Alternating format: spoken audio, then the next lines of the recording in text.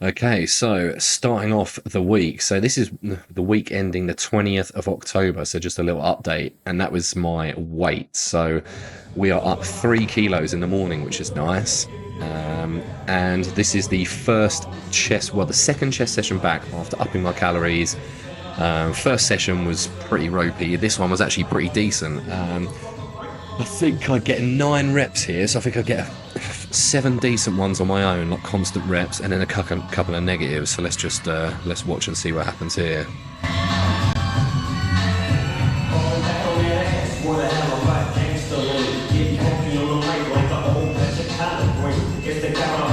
There we go.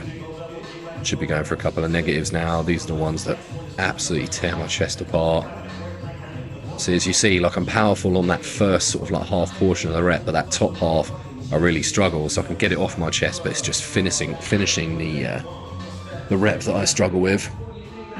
So after that, I went on to incline flyers. Now this is one of my favourite chest exercises actually. Only 30 kilo dumbbells here. Like I've gone all the way up to 55s before, but like I said, second session back. Just want to make sure easing myself in, still taking it to failure, but keeping the form tight. And like I said, after my move from last time, just got to gently increase the intensity, and we are at full steam ahead now basically. But yeah, I think I get 10 reps in total here. I think I get 8 or 9 on the bounce, and then a couple with a little bit of a rest. But yeah, it's fucking great exercise for me. Like I said, like, you can get real depth in the chest, and there's absolutely no way you are cheating on a fly. You kind of just have to do it really. Excellent exercise. Yeah, 10 decent reps, happy with that. Everything moving up nicely. Okay, so we've got some posing here now as well. So starting to fill out, like, compared to the last sessions where I was posing and things. I feel like my physique is looking a lot fuller and therefore a lot tighter. So much more carved up. So therefore the skin pulls tighter on the muscle. The only thing that I sacrifice here is a bit of waist size, obviously from eating the calories. But that is a small price to pay for the fullness and the strength that is coming. So yeah, I'm actually happy with this look. And this side chest in particular, I really need to remember to pull in and lift up that chest like I'm doing here, and then tense that outer side to give myself the striations in the chest. Back always looks good and thick. My traps should be growing soon. As you'll see, there's some shrugs on this video. But yeah, overall this is a good look for me, I think. Like, a nice place where I want to be, around 119 kilos in the morning. And like I said, not putting on excessive amounts of body fat. Skin looks tight, muscles look dry. It's a pretty good spot for off-season condition.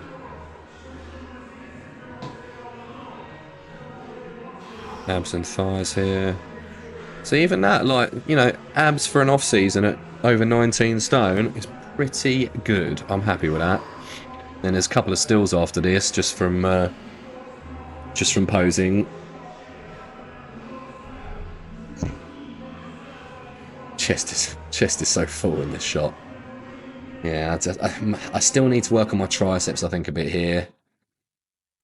Just a still here. I mean, arms look good here, but I just feel like my triceps are a little bit lacking. And as you can see, like, my waist, when I diet down, that'll come right in at the waist. So it'll accentuate the shoulders a lot more. And then here's a still of that side chest. Like I said, when I'm pushing that side chest in, it's giving nice striations on the outer part. Now, this was 4 plates last time I did hack squats. So I've gone up to 5 now.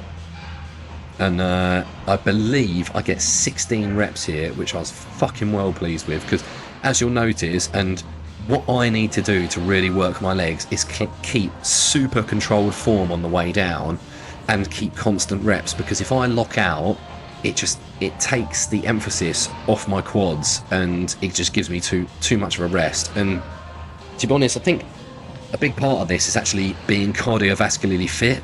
Because with legs, it's such a huge muscle group and it requires so much oxygen to work that if you're not cardiovascularly fit, and then, I mean, don't get me wrong, like, it's not gonna, like, I'm gonna run out and do a 10k anytime soon, but, you know, walking a dog, getting regular exercise, like walking at a decent pace as well, will keep you fitter, and it will keep you leaner as you just saw from posing. So, you know, these are all important things, and it will help your training, and it will also help you in between sets to recover, which is a really important part, and it's something that I've really noticed, actually. So yeah, I was really pleased with this set. Like five plates, like I said, a whole extra plate on there now, and 16 reps is a good old haul. But yeah, my legs are pretty fucked, to be honest, after these sessions.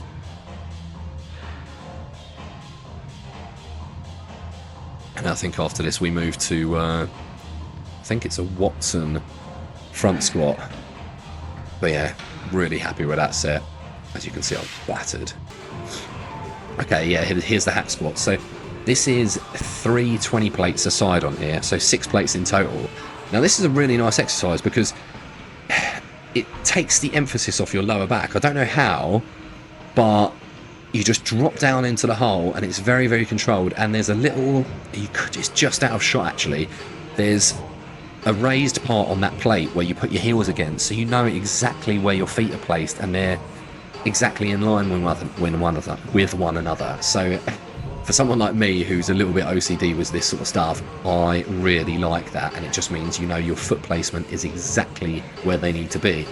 And again, try and keep constant reps here and really accentuate the negative, like, you know, the eccentric on the way down, making sure I'm controlling it, because the thing with me is, like, if I just free fall on the way down and squat it up, I don't get the leg development. So I have to really concentrate, think about the muscles working.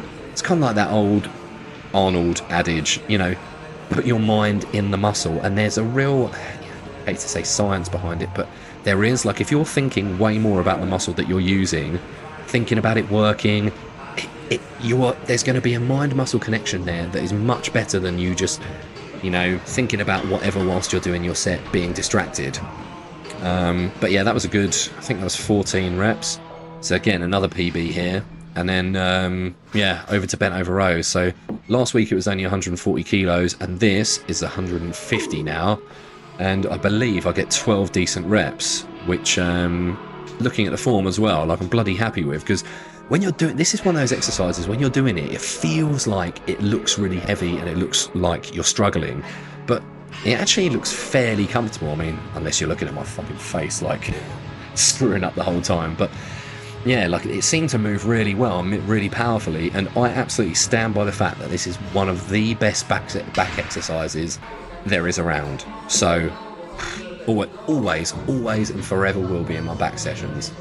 Now, I've actually thrown in shrugs back into my sessions because I thought, oh, okay, like, let's get some trap development, and I've been quite surprised. Like, this was 180 kilos, and as you can see, this just felt light, so I moved straight to 220, and I thought this is probably going to feel a little bit heavier, because also I had the bar set that it was only just above the knees, and to be honest, it moved beautifully. I think I get 15 reps here, and I mean, this is all I do for traps.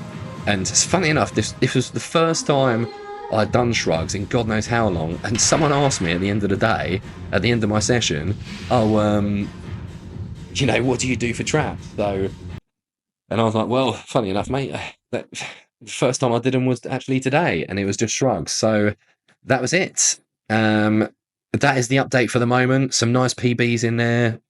Really happy with it.